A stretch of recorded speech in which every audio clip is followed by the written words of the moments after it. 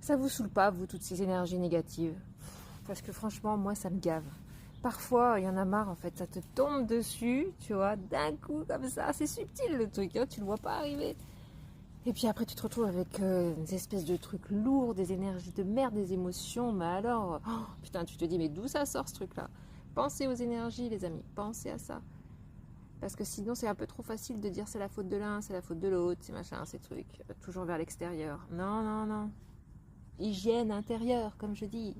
Oui, il faut être responsable de son hygiène intérieure. Il faut faire le nettoyage régulièrement. Parce qu'on ne peut pas être conscient de tout. Hein. Notre conscient, il est tout petit. D'accord? On ne peut pas capter toutes les infos. Permanence, on serait fou de toute façon sinon. Donc il nous faut filtrer. Et donc il y a plein de trucs, et ben, des fois, qu'on ne capte pas, n'est-ce pas? Et d'un coup, notre corps nous prévient.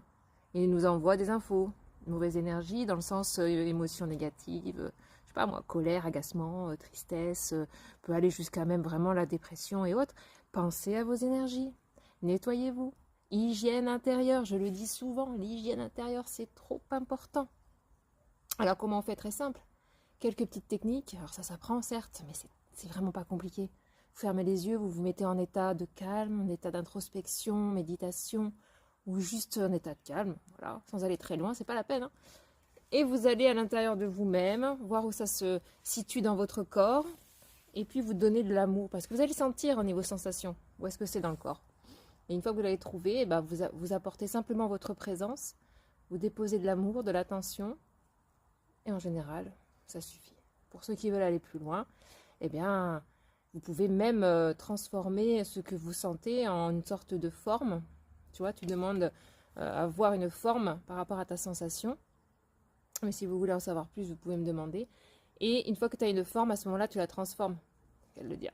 En fait, tu vas alchimiser une forme qui ne te va pas, parce que souvent, tu verras quand tu es pas bien, tu vas à l'intérieur de toi, tu demandes à voir en fait une forme de ce mal-être ou de cette sensation négative, et tu vas avoir quelque chose. Mais vraiment, à tous les coups.